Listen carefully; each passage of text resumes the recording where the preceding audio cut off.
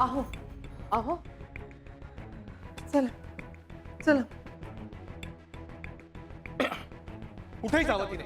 माझा निर्णय पक्का आहे. मी तिला घरात घेणार नाही. मला कळतं का तुम्ही कुठे उभे आहात, कुणाशी बोलताय? काय झालं बसा बसा मॅडम बसा इथे बसा. काय झालं हा तुम्ही ठीक आहे ना? काय झालं? पाणी पाणी पाणी आण रघु, पाणी आण लवकर. काय काका काय झालं? सगळं ठीक आहे ना? पाणी घ्या. काका काय झालं? बरं वाटतंय? काका तुम्ही ठीक आहात? अनंत आता ठीक होण्यासारखं काही राहिलेलं नाही.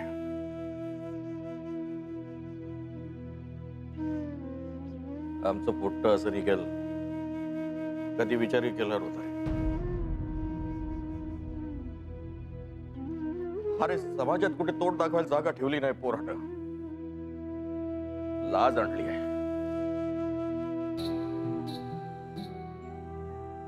सरिता आता काय सांगायचं नागपूरला जाऊन. एका पोरीच्या नादी लागून आपल्या बायकोला पोराला सोडून दिलं म्हणून.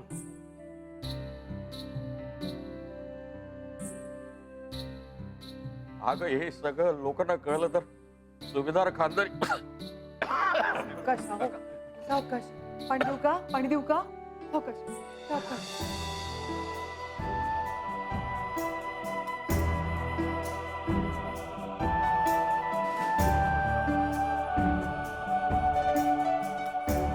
काका तुम्ही काळजी करू नका. सगळं सगळं ठीक होईल.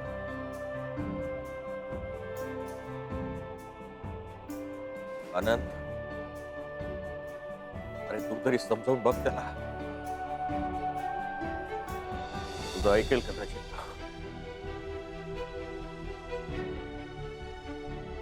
काका खूपदा समजवलं त्याला पण पण तुम्ही काळजी करू नका. आपण काहीतरी मार्ग काढूया यातून. हा तुम्ही आता चला कॅन्टीन मध्ये थोडस चहा घ्या. बरं वाटेल. हो बरं वाटेल. रघु लवकर चहाचं बघ. चल काका चला आपण कॅन्टीन मध्ये जाऊ. चल चल ह्या ना, अभि, आम्ही जरा. करू. सांभाळ सांभाळ. घ्या. सावकाश. कुठे जायचं? या इथे. या.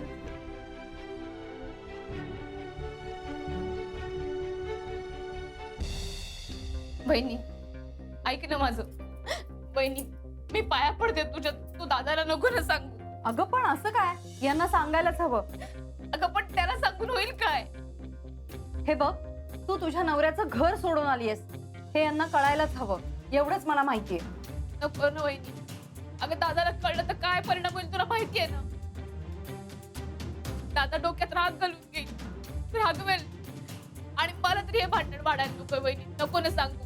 राधिका खरं तर तूच आधी सांगायला हवं होतंस आम्हाला. इतके दिवस अंधारात ठेवलंस. खरं तर मला आधीच डाऊट आला होता.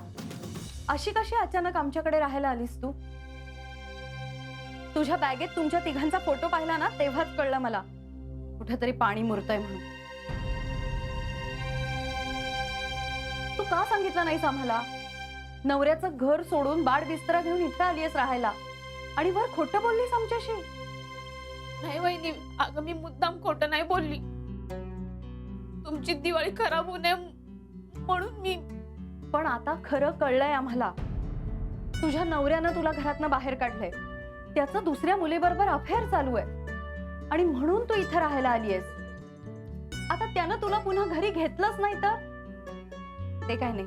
हे सगळं तुझ्या दादाला कळायला नको का? नाही बहिणी असं नाही होणार. अगं हे फक्त रागवलेत माझ्यावर. त्यांचा राग शांत झाला ना का परत सगळं नीट होईल. रागावले? राधिका दुसऱ्या मुलीच्या प्रेमात पडलेला नवरा स्वतःच्या बायकोकडे ढुंकूनही पाहत नाही. मला नाही वाटत आता काही नीट होईल म्हणून. नाही बहिणी, तुला असं वाटत असेल पण हे असं करणार नाही.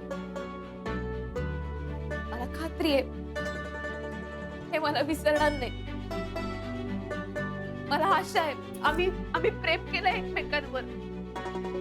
ते प्रेमाची जाणीव ठेवते.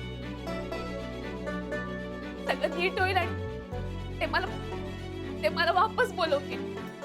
ते येतील परत घ्यायला.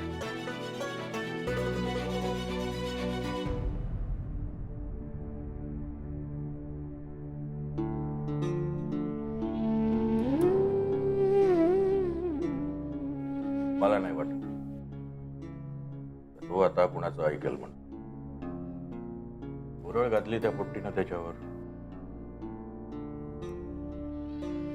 म्हणून तसं वागते.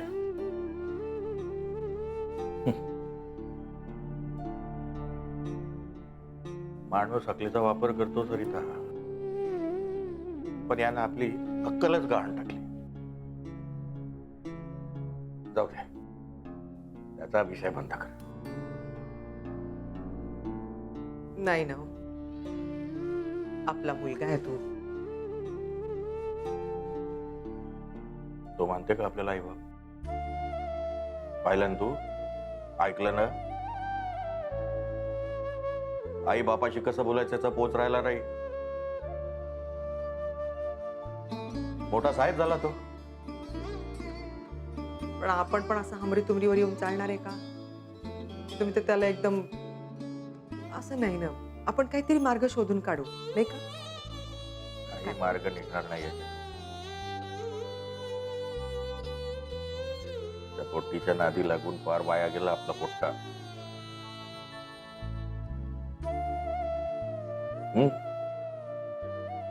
आता एकच लक्षात ठेव, त्याच्या घरातही आपण पाय ठेवायचा नाही.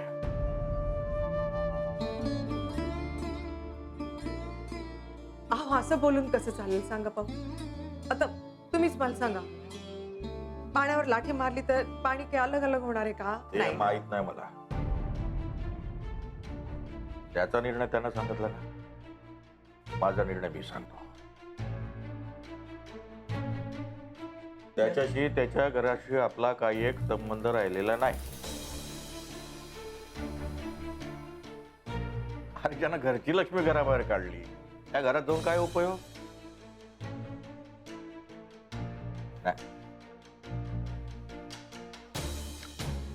आता इथून आपण सरळ सुनबाईकडे जायचं. बर, मला विश्वास आहे ते समजून गेलं आपल्याला.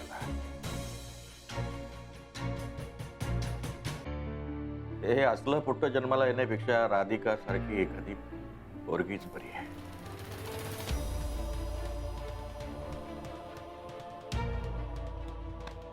चला ना, काका, येतो.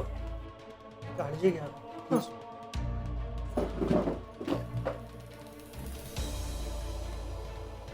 जेनी, त्या शनायाची दृष्ट लागली आणि राधिकाचं सगळं घरच कोलमडून गेलं.